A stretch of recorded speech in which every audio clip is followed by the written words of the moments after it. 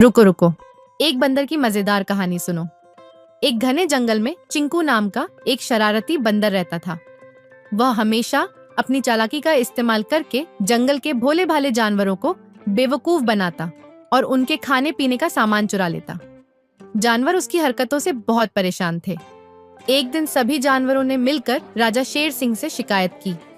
शेर सिंह ने पंचायत बुलाई और चिंकू को बुलाकर कहा, तुम्हारी शरारतों की वजह से हमने फैसला किया है कि तुम्हें 1 साल के लिए जंगल छोड़ना होगा। चिंकू ने माफी मांगने की कोशिश की, लेकिन शेर सिंह ने कहा, तुम्हें बाहर जाकर समझ आएगा कि ईमानदारी का महत्व क्या है। चिंकू को मजबूरी में जंगल छोड़कर शहर जाना पड़ा। शहर में न तो पेड़ थे और न ही खाने के लिए फल। वह एक दुकान से फल चुराने की कोशिश करता, लेकिन दुकानदार उसे डंडे से भगा देता। भूखा प्यासा चिंकू बहुत परेशान था। एक रात उसने एक दुकान के फलों की खाली टोकरी में छिपने की तरकीब निकाली। जब दुकान बंद हुई तो वह बाहर निकलकर फल खाने लगा और फ्रिज से पानी पी लिया।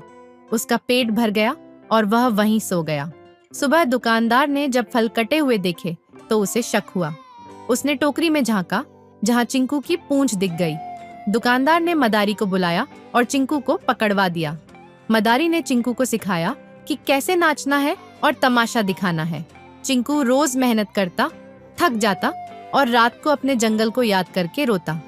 उसे एहसास हुआ कि जंगल में बिना मेहनत के कितना सुकून था। एक दिन आसमान में चिड़ियों का झुंड उड़ता हुआ दिखाई दिया। एक चिड़िया ने चिंकू को पहचाना और उससे चिढ़ाया। चिंकू ने दुखी होकर चिड़िया से कहा, मुझे शेर सिंह से माफी दिलवा दो, मैं वापस जंगल आना चाहता हूँ।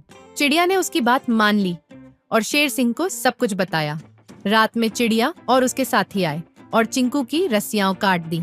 चिंकू वहां से भागकर जंगल वापस आ गया। अगले दिन पंचायत में उसने सभी से माफी मांगी और वादा किया कि अब वह ईमानदारी से रहेगा। सभी जानवरों ने उसे माफ कर दिया और चिंकू ने खुश होकर ईमानदारी से रहना शुरू कर दिया। Jus lah dong. Masa mie kak?